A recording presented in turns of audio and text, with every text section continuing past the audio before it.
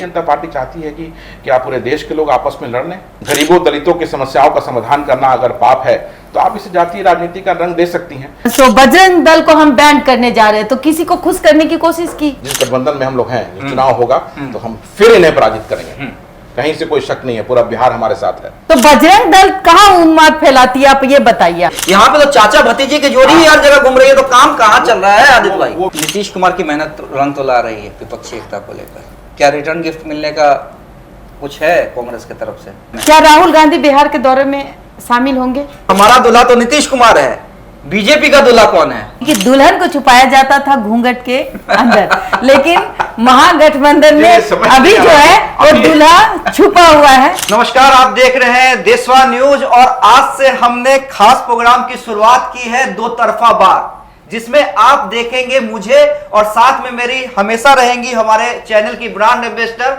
बबीता मिश्रा जी। और हमारे पहले इस खास कार्यक्रम में हमारे साथ मौजूद है आदित्य पासवान, जो बिहार कांग्रेस के उभरते हुए चेहरे हैं और जब से इन्हें सेवा दल में एक अहम भूमिका मिली है, आपने देखा होगा कि अपने इस विंग को कितना इन्होंने एक्टिव किया है। तमाम बड़े प्रोग्राम में ये नजर आते हैं, लेकिन आज हमारे दो तरफा वार में फंसने वाले हैं और हम ये देखना चाहेंगे कि आदित्य पासवान जिस भूमिका को लेकर चल रहे हैं या कांग्रेस की बिहार में क्या रणनीति है। और आप तो जानते हैं कि 2024 में जो कुछ खेला होने वाला है उसकी शुरुआत बिहार से ही हो चुकी है, इसलिए हम कहेंगे बबीता जी से, जो इन्होंने अपना पहला सवाल तैयार किया है आदित्य पासवान के लिए, वो उनकी शुरुआत करें। बिहार के उभरते हुए नेता में से एक है कांग्रेस के नेता आदित्य पासवान जी, और मेरा सवाल आपसे है, बिहार में धर्म की राजनीति और जात पात की राजनीति वो ज़्यादा होती है और कहीं ना कहीं बीजेपी धर्म की राजनीति करती है, और सूत्रों के हवाले से खबर है कि बिहार में नरेंद्र मोदी जी को उतारा जा रहा है। बीजेपी ने अपना ब्रह्मास्त्र छोड़ दिया है। रही बात आपकी, आप भी जात पात की राजनीति करती है, कांग्रेस जो है वो महागठबंधन के तहत है, वो भी जात पात की राजनीति करती है। अब आप कौन सा शस्त्र प्रयोग करेंगे जिससे कि बीजेपी धराशायी हो जाए? मैं थोड़ा सा आपकी बात से असहमत हूं कि जो आपने कहा ना कि भारतीय जनता पार्टी ने अपना ब्रह्मास्त्र छोड़ दिया है, तो ये ब्रह्मास्त्र 2015 के चुनाव में भी चला था, जब महागठबंधन एक होकर हम लोगों ने जब चुनाव लड़ा था और माननीय प्रधानमंत्री जी ने असंख्य सभाएं की बिहार में। नतीजा क्या हुआ सबके सामने आया, जबरदस्त तरीके से हमने उन्हें पराजित किया। और फिर माननीय प्रधानमंत्री जी फिर आएंगे चुनाव, क्योंकि भारतीय जनता पार्टी के पास कोई अपना चेहरा यहाँ नहीं है जिसे वो आगे ला करके चुनाव लड़ सके, इसलिए वो नरेंद्र मोदी जी के चेहरे को इस्तेमाल करना चाहते हैं। लेकिन जिस तरह से पूर्व में हमने उन्हें पराजित किया, फिर एक बार करेंगे। और जहाँ तक रही धर्म की बात है, तो भारतीय जनता पार्टी तो धर्म की राजनीति करके ही आज देश में सत्ता पे बनी हुई है और लोगों को भ्रमित किया है उन्होंने धर्म के नाम पे। अब आप बताएं कि मंत्र से बड़ा जो नाम वो है श्री राम, और जब मर्यादा पुरुषोत्तम राजा रामचंद्र जी की बात आती है तो माता जानकी खुद उनका नाम आता है, और हम युगों युगों से जय सिया राम बोलते आ रहे हैं। उन्होंने इसको चेंज कर दिया और भ्रमित किया लोगों को, और उसका इस्तेमाल करके सत्ता में आज है। लेकिन अब लोग ये समझ गए हैं, और इसका परिणाम हमें देखने को मिला कर्नाटका चुनाव में कि किस तरह से फिर माननीय प्रधानमंत्री जी ने बजरंगबली जी का नाम लेने का प्रयास किया, उनका उग्र रूप दिखाने का प्रयास किया, जो कि उनका है नहीं। वो तो शांत रहते हैं। बजरंगबली जी मर्यादा पुरुषोत्तम राजा रामचंद्र जी के अनन्य भक्त हैं। जब युद्ध में जाते हैं तब वो अपना उग्र रूप दिखाते हैं। तो क्या ये भारतीय जनता पार्टी चाहती है कि क्या पूरे देश के लोग आपस में लड़ लें, इसलिए वो उग्र रूप भगवान बजरंगबली जी का? लेकिन कहीं ना कहीं आप भी तो जात पात की राजनीति बिहार में घोल रहे हैं, कहीं ना कहीं ये जहर भी तो आप ही घोल रहे हैं। मैं उसी पे आ रहा था कि जातीय धार्मिक उन्माद फैलाने का बहुत बार भारतीय जनता पार्टी के द्वारा प्रयास किया गया है, लेकिन बिहार की सरकार ने इसको हमेशा रोका है। अभी भी इन्होंने प्रयास किया था, जो अभी बिहार शरीफ और सासाराम में हुआ, आप देखिए हम लोगों ने बिल्कुल उसको कंटेन किया, एंड इट वाज स्टॉप्ड। और जब हम बात करेंगे, जिसे आपने फिर एक आरोप लगाया कि जातीयता वाली बात, तो क्या बहुजनों की समस्याओं का समाधान करना, गरीबों दलितों की समस्याओं का समाधान करना अगर पाप है तो आप इसे जातीय राजनीति का रंग दे सकती हैं। लेकिन कांग्रेस पार्टी और महागठबंधन की सरकार जो है हमेशा शुरू से सभी वर्गों को लेकर चलिए साथ में। और देखिए, गरीब जो है या पिछड़ा जो है वो किसी भी जात किसी भी धर्म से हो सकता है, गरीबी तो हर जगह है, तो हम सबके लिए काम करने का काम कर रहे हैं। तो इसको इस तरह से कहना कि जातीय राजनीति, ये बिल्कुल गलत है। आपने कहा कि कर्नाटका में बजरंग बली का नाम, तो क्या बजरंग बली का नाम आप नहीं लेते? और बजरंग बली का नाम लेना इतना गलत है कि अगर हम किसी भी शुभ काम के लिए श्री राम और बजरंग बली का नाम ले तो उस पे आप कटाक्ष करने लगे हैं, क्यों? बिल्कुल नहीं, बिल्कुल भी नहीं। अगर किसी शुभ काम के लिए हम लोग हमेशा मर्यादा पुरुषोत्तम राजा रामचंद्र जी का नाम लेते हैं। तो नरेंद्र मोदी जी ने लिया तो उसमें बुरा क्या है? वो वोट के लिए लिया उन्होंने, वो गलत है, वो गलत है। सत्ता के लिए गलत है? सत्ता के लिए वो उन्होंने सत्ता के लिए इसको भुलाने का नाम को प्रयास किया, वो गलत है। हमारा विरोध यहाँ पे है और हम विरोध कर रहे हैं तो ऐसे नहीं कर रहे हैं। और कर्नाटक की जनता ने नकार दिया उन्हें, कर्नाटक की जनता ने उन्हें नकार दिया और कांग्रेस पार्टी नहीं, लेकिन कहा जाता है कि उनके वोट प्रतिशत पे कहीं कोई कटाव नहीं हुई। क्यों नहीं हुआ आपका? मैं आपसे प्रश्न पूछता हूँ कि जब उन्होंने इतना प्रयास किया, आपने वहां भी कुछ खेल खेला है। सो बजरंग दल को हम बैन करने जा रहे हैं, तो किसी को खुश करने की कोशिश की, तभी आप वहां के कर्नाटक में जीत हासिल की। हमारा स्टेटमेंट था कि कोई भी संस्था जो समाज में उन्माद फैलाती है, तो बजरंग दल कहाँ उन्माद फैलाती है, आप ये बताइए आप हमें। तो बजरंग दल क्या करती है? क्या करती है? कभी बम और गोली छोड़ती है? लोगों को फूल बांट रही है क्या?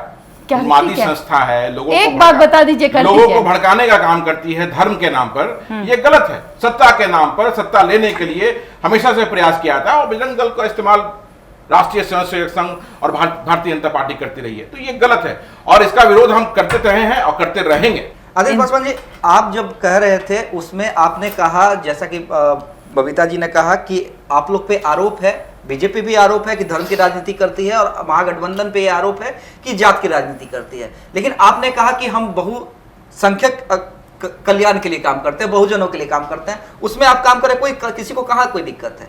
लेकिन क्या उसके लिए आपके सहयोगी दल के ट्विटर हैंडल से कई बार ऐसा ट्वीट देखा गया है जिसमें सीधे सीधे ब्राह्मणों को टारगेट किया जाता है? क्या आप इसे मानते हैं कि ये इससे बहुजनों का भला होने जा रहा है? देखिए, किसी आपके जो सहयोगी दल है उनके निशाने पे कई बार उनके ऑफिशियल ट्विटर हैंडल से ये कहा गया है, ब्राह्मणों पे सीधे सीधे निशाना साधा गया है। इसमें ब्राह्मणों पे हमला करके आप कौन सा बहुजनों का सम्मान करने जा रहे हैं? ये तो सीधे सीधे वोट बैंक की राजनीति आप लोग, जो बीजेपी धर्म के नाम पे कर रही है, वो जात के नाम पे आप कर रहे हैं। अरे याद कीजिए ना 2015, आप 2015 कर रहे थे ना, लालू जी का पहला भाषण तेरसिया का कि ये लड़ाई है अगरा वर्सेस पिछड़ा की, क्या जरूरत थी? वोट के लिए जरूरत थी। तो वोट का इस्तेमाल कौन नहीं कर रहा है भाई साहब? आप बताइए ना, मोदी जी कर रहे हैं तो गुनाह क्या कर रहे हैं? लालू नीतीश आप भी तो यही कर रहे हैं बिहार के अंदर में। सोशल फ्रेमवर्क जो कंट्री का है उसको आज धर्म के नाम पे खराब कर दिया गया है। जो आज भाई भाई दोस्त एक दूसरे से धर्म के नाम पर राजनीतिक पार्टियों की मान गए आप वो लड़ाई, हाँ, सोशल फ्रेमवर्क को खराब कर दिया गया। अब दूसरी बात कि आपने जो कहा कि ब्राह्मणों पे ट्विटर का से आया, तो देखिए अब महागठबंधन में एक दल है नहीं, विभिन्न दल लोग हैं, 5 उंगलियां बराबर नहीं होती है। उनका ट्वीट आया होगा, उस पर मैं कोई कमेंट अपना नहीं करना चाहूंगा। लेकिन हमारा जो सोच है, कांग्रेस पार्टी की जो सोच है, वो सोच ये है कि हम पूरे समाज को लेकर के आज से जब से देश आजाद हुआ लेकर चलते आए हैं और आगे भी चलते रहेंगे। कांग्रेस की सोच ना भाई साहब जी, आप अपने सहयोगी दल की बात कीजिए ना। जिस सहयोगी भाई, बिहार में कांग्रेस की क्या स्थिति है आदित्य पासवान जी, ये ना हमसे ना छुपा हुआ है ना आपसे छुपा हुआ है। कांग्रेस को अभी भी कई सालों लगेंगे जब उन्हें लालू यादव या नीतीश कुमार का सहारा लेना पड़ेगा। ऐसा नहीं, बिल्कुल ऐसा नहीं। हम अपनी राह पे निकल चुके हैं और बहुत मजबूती से निकल चुके हैं, बहुत मजबूती से निकल चुके हैं। क्या आप ये आज के डेट में क्लेम कर सकते हैं कि विदाउट लालू यादव नीतीश कुमार बिहार में कांग्रेस अकेले चुनाव लड़ लेगी? क्यों नहीं कर सकते हैं? बिल्कुल कर सकते हैं, बिल्कुल कर सकते हैं। आपका कोई चेहरा बताइए। लेकिन चूंकि हमारा कॉमन मिनिमम प्रोग्राम चल रहा है, हम एक गठबंधन में हैं, इसलिए हम सब क्यों अगर आप चल सकते हैं तो बंटवारा नहीं, तो आप विरोध कीजिए। अगर मान लीजिए कि किसी भी आपके सहयोगी दल के ट्विटर हैंडल से या नेताओं के तरफ से बयान आता है कहां विरोध करते आप लोग दिखते हैं? अगर इतने ही आप लोग शक्तिशाली खुद को फील कर रहे हैं, कांग्रेस आज के डेट में फील कर रही है, कम से कम विरोध करने की तो क्षमता रखिए। बिल्कुल बिल्कुल बिल्कुल, मैं आपको अभी तुरंत का इंसिडेंट बताता हूं। अभी शिक्षक का जो इश्यू आया था, हमारे माननीय सांसद और प्रदेश अध्यक्ष श्री अखिलेश प्रसाद सिंह जी ने उस पर विरोध जताया अपना कि ये प्रणाली सही नहीं है, इसको ठीक किया जाए, और सरकार उसको देख रही है। तो कैसे नहीं कर रहे हैं? जो इश्यूज जो डायरेक्टली लोगों से जुड़ा हुआ है, जो सरकार से जुड़ा हुआ है, जो राज्य से जुड़ा हुआ है, उस पर हम ना मत रखते हैं। और वो गलत अगर कोई राज्य सरकार करेगी, चाहे वो किसी विभाग का होगा, तो हमारा विरोध उसमें रहेगा, और हमने किया है।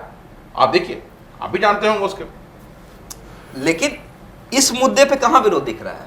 नहीं, वो मैं it did not come across me, so मैं उस पर ज़्यादा कमेंट नहीं करूंगा कि क्या एग्जैक्टली वो ट्वीट था। लेकिन अगर ट्वीट ऐसा आया है तो मैं महागठबंधन की तरफ से ये बोल आप सकता लोग ने हूं। चंद्रशेखर के बयान का कहां विरोध किया?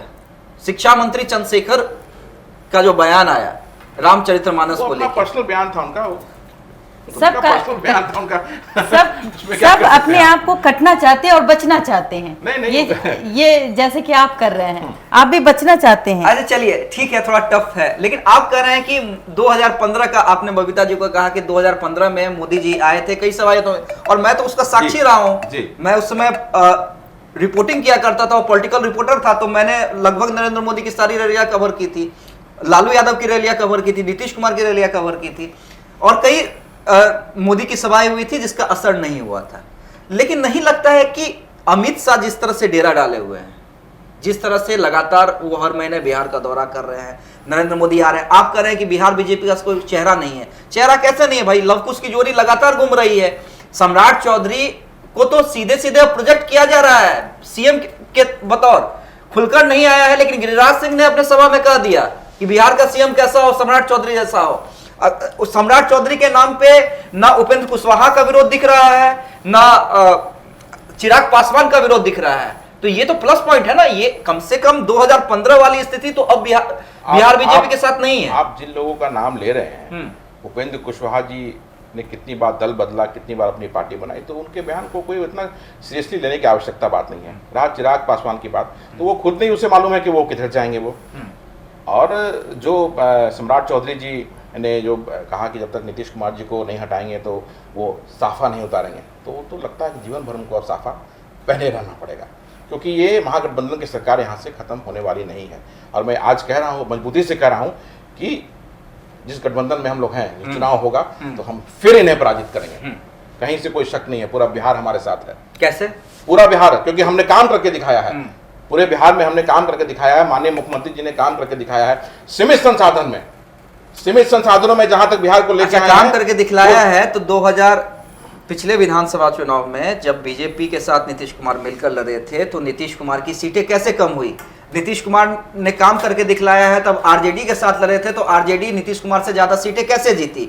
आपको नहीं लग रहा है कि आपके जो सबसे बड़े चेहरे हैं और मुख्यमंत्री फिलहाल हैं वर्तमान में नीतीश कुमार, उनका पॉलिटिकल ग्राफ, अब ये हो सकता है कि इतना अच्छे काम करने के बावजूद, क्योंकि मैं भी मानता हूं कि मुख्यमंत्री के तौर पर नीतीश कुमार ने अच्छा काम किया है, लेकिन कुछ काम तो उनके अच्छे हैं। हाँ, लेकिन जो जेडीयू की स्थिति है वो खुद में इतनी खराब है, इतना अंदर में कहीं ना कहीं एक दिशा तय नहीं कर पा रही है, जिसके कारण ग्राफ कमजोर हुआ है और नीचे गया है। बेरोजगारी बढ़ी है, ये आप भी मानते हैं। बिहार में बेरोजगारी बढ़ी है। स्वास्थ्य से संबंधित जितने भी हॉस्पिटल है उसकी व्यवस्था दे जाके आप देखिए, वो बहुत खराब है। आज के हालात को देखा जाए तो ये तो हालात साफ साफ दिख रही है। यहाँ शिक्षा व्यवस्था में भी बहुत कमियां पाई जाती। इस पे आप क्या सारे कहेंगे? चीजों को रिवैम्प किया जा रहा है।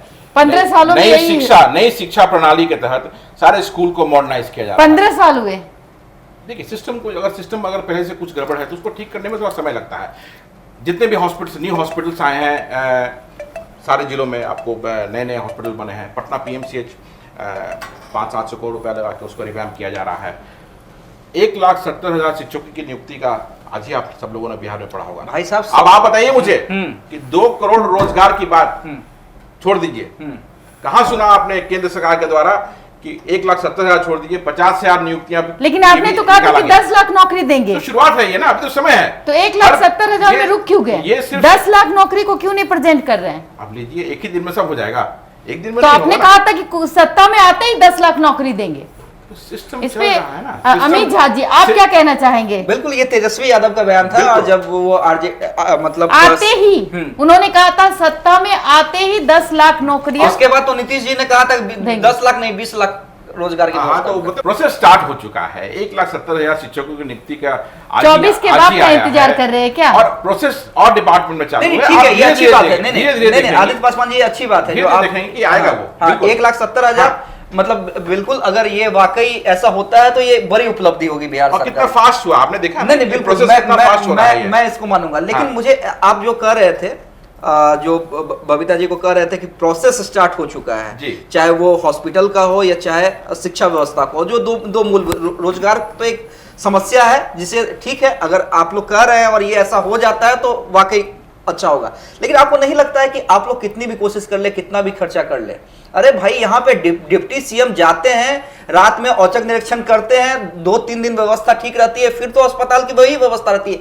ये आप लोग सिस्टम में डर, जो सरकारी सिस्टम में भ्रष्टाचार व्याप्त है उसमें डर कहां पैदा कर पा रहे हैं, खौफ कहां पैदा कर पा रहे हैं? अभी भी तो वही स्थिति है, जबकि लगातार तेजस्वी यादव कभी भी, चाहे वो पीएमसीएच हो, एनएमसीएच हो, डीएमसीएच हो, 3 जगह वो गए, एसकेएमसीएच हो वहां भी गए, लेकिन उसके बाद भी व्यवस्था कहां सुधर रही है? आज आप सरकारी स्कूल चलिए मेरे साथ, वहां की व्यवस्था देख लीजिए, क्या पढ़ाई है बच्चों की, टीचर आ रहे हैं नहीं आ रहे हैं, या उनके पास कितनी जानकारी है? तो ये तो सिस्टम का फेल्योर है ना। मैंने आपको बताया ना कि अब जैसे कि सारी चीज़ों को रिवैम्प किया जा रहा है, स्कूल्स को मॉडर्नाइज किया जा रहा है, आपको जितने भी स्कूल्स हैं सबको स्मार्ट बनाया जा रहा है, जो गरीब पिछड़े और हर वर्ग के लोगों के लिए पूरे बिहार में छात्रावास का निर्माण कराया जा रहा है। सरकार ने उसके लिए बजट निर्धारण कर दिया। प्लस जो बच्चे बाहर पढ़ना चाहते हैं, जो पढ़ना चाहते थे, जो बाहर नहीं पढ़ पाते थे, आज सरकार उनको असिस्ट कर रही है और वो देश के कोने कोने में बिहार के बच्चे जाके पढ़ पा रहे हैं। वो गरीब का बच्चा, वो दलित का बच्चा, वो पिछड़े वर्ग का बच्चा, वो पिछली पंक्ति में बैठा हुआ बच्चा जो सोचता था सिर्फ कि मैं बड़े इंस्टीट्यूशन में जाके पढ़ूँ, आज उसको माननीय मुख्यमंत्री जी के पहल के कारण पढ़ रहा है जाकर के, जो कि संभव नहीं था। जहाँ तक रही स्वास्थ्य सेवाओं की बात, पहले से सुधार हुआ है, उस पर और काम हो रहा है और आने वाले समय में आपको एक बड़ा चेंज दिखेगा, जिसके तरफ सरकार रोज 24 घंटे वो काम चल रहा है। और वो कहाँ काम चल रहा है? सिर्फ आप कह रहे हैं कि-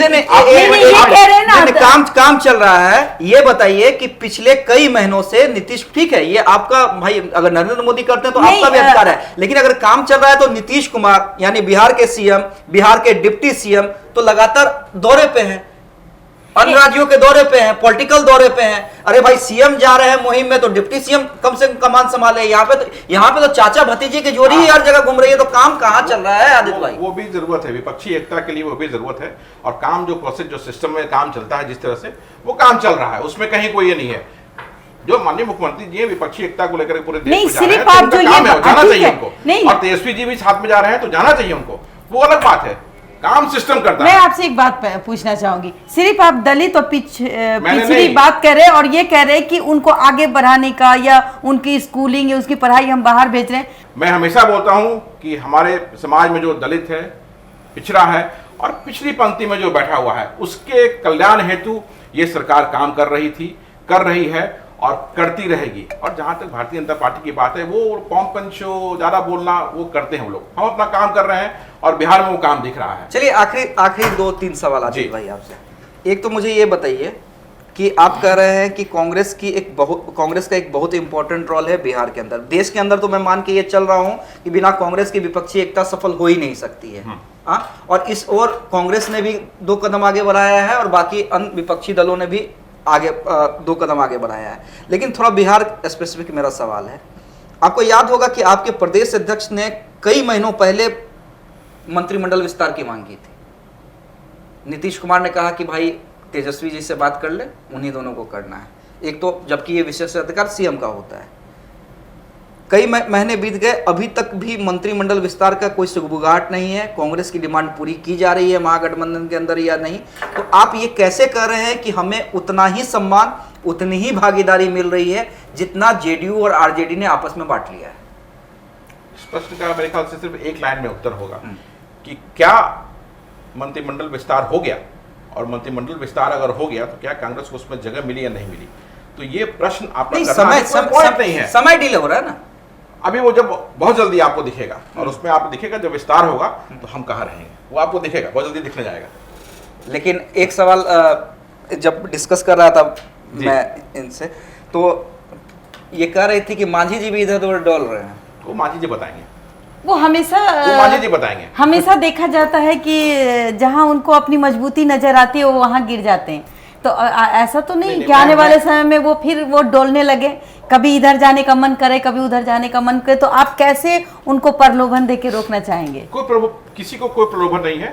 नहीं बिल्कुल ठीक है, लेकिन एक प्लान तो होगा ना, क्योंकि देखिए जब आप लोग विपक्षी एकता की बात करते हैं, आप लोग ये कोशिश करते हैं कि ज्यादा से ज्यादा विपक्ष के नेता हमारे साथ आए। आप लोग खुद कहते हैं कि 7 दलों का महागठबंधन जी, नीतीश कुमार बार बार कहते हैं 7 दल, अगर उसमें से एक दल भी छिटकता है, और आपने देखा होगा कि मांझी जी लगातार प्रेशर बना रहे हैं, इससे भी इनकार नहीं किया जा सकता, तो कैसे रोकेंगे? और या मांझी जी से आपकी क्या अपेक्षाएं हैं? हमारा गठबंधन इंटैक्ट है, अटूट है। ये प्रश्न अभी करने का कोई पॉइंट नहीं है। जब इसका चुनाव आ रहा, देखिए हम एक साथ रहेंगे और एक साथ रह के भाजपा को बाहर का रास्ता आपकी भी तो कुछ इच्छाएं होंगी बिहार में, क्योंकि आप कांग्रेस के उभरते हुए नेता हैं। अच्छा, एक बागेश्वर बाबा से जोड़ के एक मेरा सवाल है, क्योंकि अभी काफी वायरल है और हर जगह वायरल है, और वो बार बार कर रहे हैं, हिंदू राष्ट्र की बात कर रहे हैं, और बीजेपी खुलकर समर्थन कर रही है, आप लोग विरोध कर रहे हैं। लेकिन जिस तरह से दिल्ली में एक प्रकरण हुआ, साक्षी प्रकरण, बिल्कुल उसके दिल बाद दहला देने वाली घटना हुई, और आपने कल उस पर डिबेट भी किया। बिल्कुल। लेकिन उसके बाद बागेश्वर बाबा का बयान आता है कि ऐसी घटना देखकर सनातनियों का खून खौलता है, क्या कहेंगे? पहले तो ये है कि इस बच्ची के साथ जो हुआ वो बहुत गलत हुआ, और हम चाहेंगे कि जो अपराधी जो है उसको कड़ी से कड़ी सजा मिले, पहला बात। दूसरा, जो स्टेटमेंट आया है बागेश्वर बाबा का या किसी का भी, किसी के धर्म को लेकर के या कुछ भी, तो ब्रिजभूषण पे उनका स्टेटमेंट क्यों नहीं आया? वहाँ भी तो बच्चियों के साथ यौन शोषण किया गया, इतनी शांति खामोशी क्यों है? तो बच्चियों को मारा गया सड़क पे, एक तरफ माननीय प्रधानमंत्री जी नए संसद भवन का उद्घाटन कर रहे हैं और दूसरी तरफ बच्चियों को मारा पीटा जा रहा है, और वो बच्चियाँ जिन्होंने विभिन्न पद्म पुरस्कार और खेल रत्न से जिनको नवाजा गया, आज उनका मेडल सब पानी हो गया। और क्यों? उसी समय वही ब्रजभूषण संसद भवन के उद्घाटन में सेल्फी लेता हुआ दिख रहा है। इस पर कोई कुछ नहीं बोल रहा है, क्यों? मैं आपसे ये प्रश्न करता हूँ। और जहाँ तक हिंदू राष्ट्र की बात है, हिंदू राष्ट्र क्यों? हमारा देश संविधान से चलता था, चलता है और चलता रहेगा। आप देखिए, किसी भी धर्म में जाइए, ईसाई के यहाँ ईसाई पैदा होता है, मुसलमान के यहाँ मुसलमान पैदा होता है, जैन के यहाँ जैन पैदा होता है, हिंदू में पैदा होते हैं क्षत्रिय, वैश्य, ब्राह्मण, शूद्र। ये वर्गीकरण क्यों? जाके पूछिए उस दलित से, जाके आप पूछें उस दलित व्यक्ति से, पिछड़े व्यक्ति से, जिसे घोड़ी पर चढ़ने के लिए मारा पीटा आता है, उतार दिया जाता है।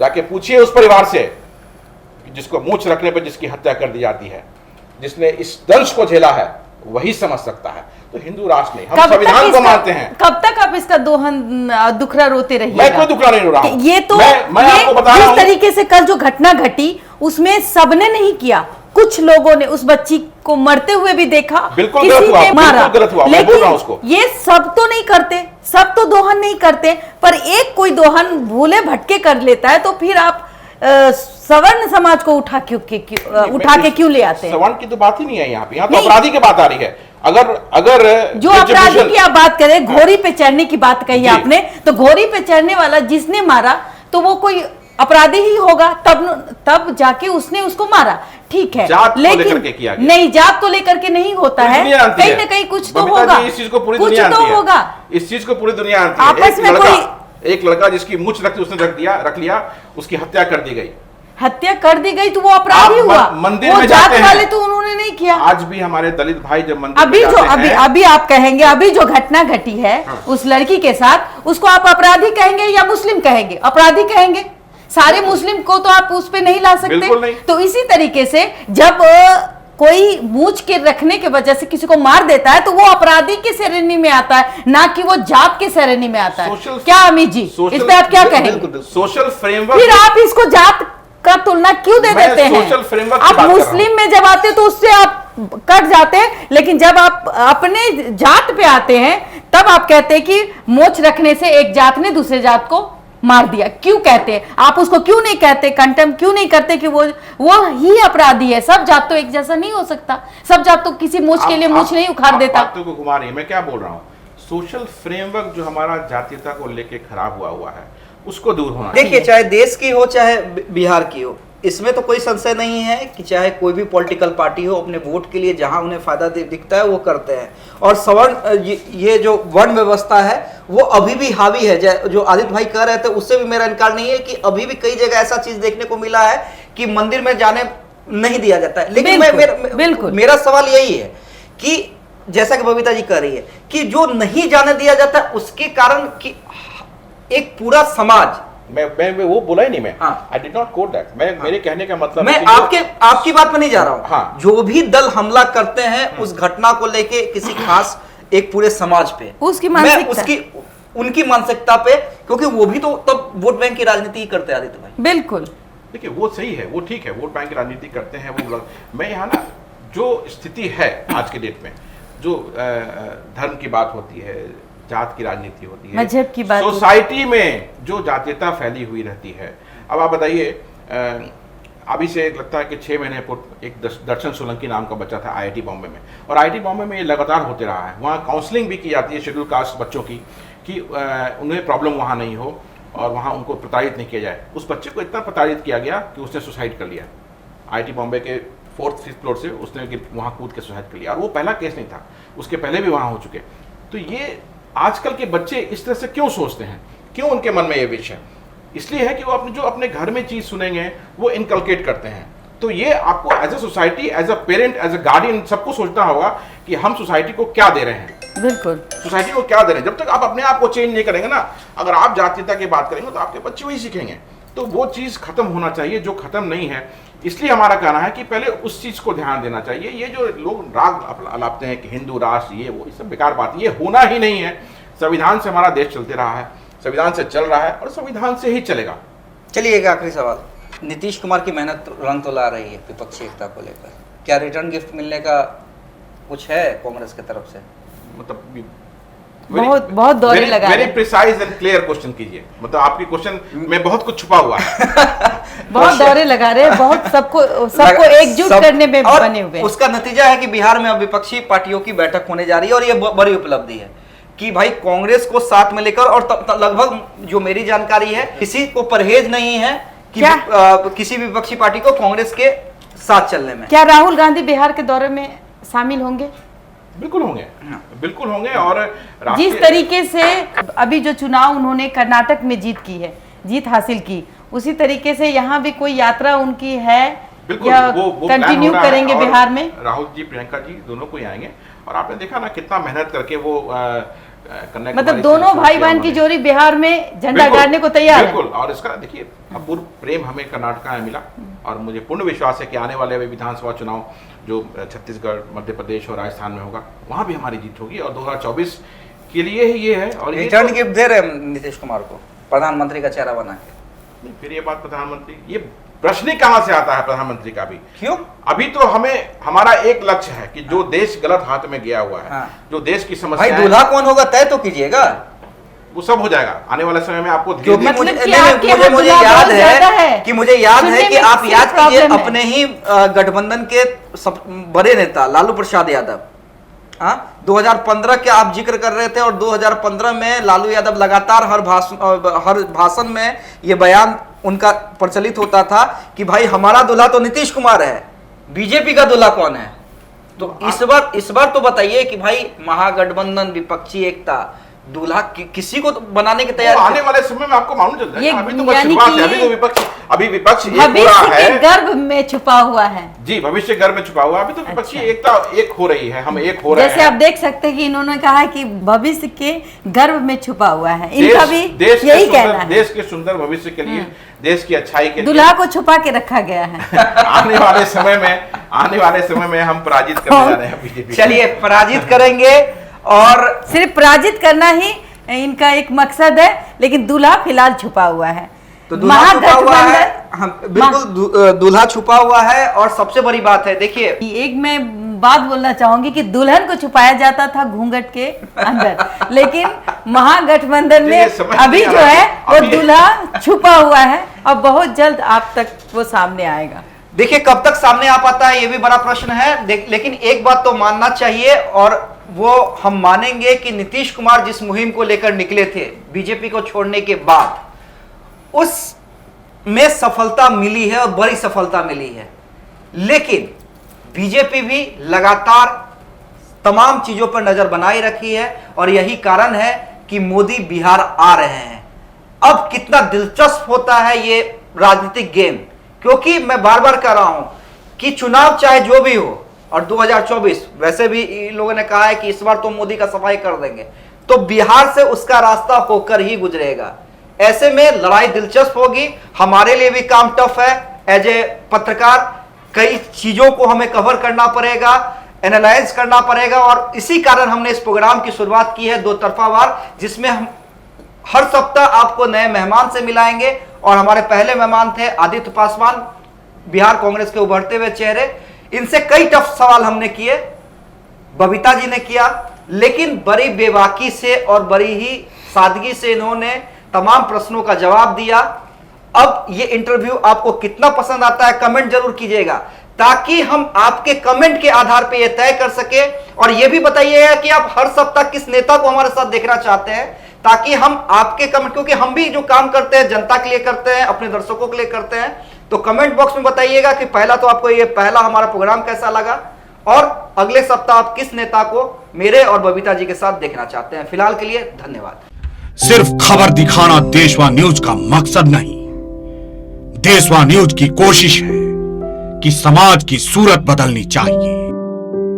देशवा न्यूज पर वीडियो देखने के लिए लाइक करें, सब्सक्राइब करें, साथ ही बेल आइकन दबाना न भूलें।